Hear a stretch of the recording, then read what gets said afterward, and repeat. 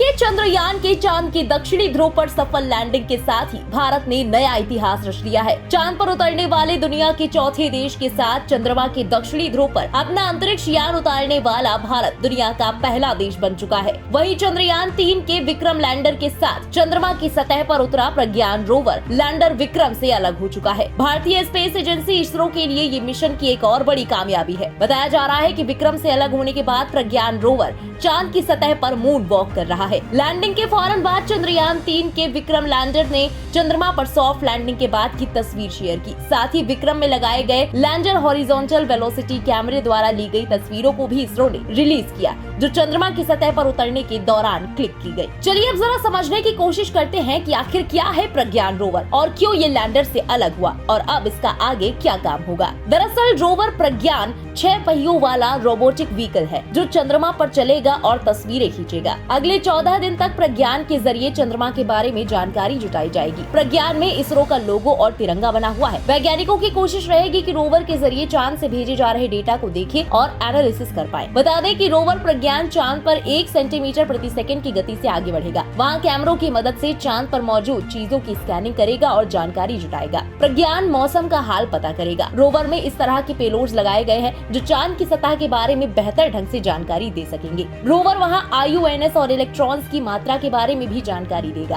आपको बता दें कि चंद्रयान 3 चांद पर एक लूनार मतलब 14 दिन रहकर काम करेगा। दरअसल धरती के 14 दिनों के बराबर चांद का एक दिन होता है, यानी 14 दिन डे टाइम रहता है और 14 दिन रात होती है। ऐसे में प्रज्ञान सिर्फ एक लूनार डे तक एक्टिव रहेगा। चंद्रमा के दक्षिणी ध्रुव पर लैंडिंग की वजह से उसे फिर से चार्ज किए जाने की उम्मीद कम जताई जा रही है। हालांकि वैज्ञानिकों का कहना है कि प्रज्ञान और विक्रम एक अतिरिक्त लूनार डे तक काम कर सकते हैं। वहाँ उन्हें सूरज से मदद मिलेगी जिसकी वजह से वो खुद को रिचार्ज कर सकते हैं। लैंडर और रोवर दोनों सोलर पावर से काम करते हैं। इस दौरान रोवर प्रज्ञान वहाँ पानी की खोज और खनिज की जानकारी और भूकंप, गर्मी और मिट्टी की स्टडी करेगा। चंद्रमा पर सॉफ्ट लैंडिंग को इसरो के मिशन का आधा हिस्सा माना जा रहा है, क्योंकि अब असली चैलेंज चांद के बारे में पुख्ता डेटा इकट्ठा करना है। लैंडिंग के बाद रोवर प्रज्ञान मून वॉक पर निकल रहा है, लेकिन उसे चांद तक पहुँचाने वाला विक्रम लैंडर का काम भी अभी पूरा नहीं हुआ है, क्योंकि लैंडर विक्रम और रोवर प्रज्ञान के पास सिर्फ 14 दिन है। ये चांद का एक दिन है और उसके बाद रात शुरू हो जाएगी। ऐसे में उन्हें दिन की रोशनी में ही सारा डेटा जुटाना होगा। विक्रम लैंडर ने जहां लैंड किया है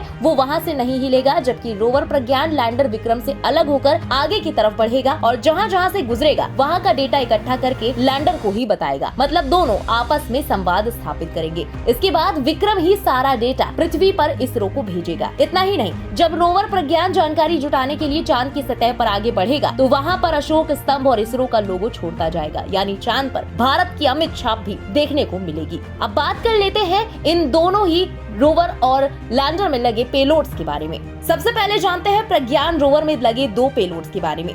पहला है laser induced breakdown spectroscope. ये चांद की सतह पर मौजूद केमिकल्स यानी रसायनों की मात्रा और गुणवत्ता की स्टडी करेगा, साथ ही खनिजों की खोज करेगा। दूसरा पेलोड है अल्फा पार्टिकल एक्सरे स्पेक्ट्रोमीटर। ये एलिमेंट कंपोजिशन की स्टडी करेगा, जैसे magnesium, aluminium, silicon, potassium, calcium, tin और लोहे के बारे में जानकारी जुटाएगा। इनकी खोज लैंडिंग साइट के आसपास चांद की सतह पर की जाएगी। बात करते हैं विक्रम लैंडर में लगे 4 पेलोड्स की। विक्रम लैंडर में पहला पेलोड है रंभा। ये चांद की सतह पर सूरज से आने वाले प्लाज्मा कणों के घनत्व, मात्रा और बदलाव की जांच करेगा। चास्टे पेलोड्स चांद की सतह की गर्मी यानी तापमान की जांच करेगा। इल्सा पेलोड्स लैंडिंग साइट के आसपास भूकंपीय गतिविधियों की जांच करेगा।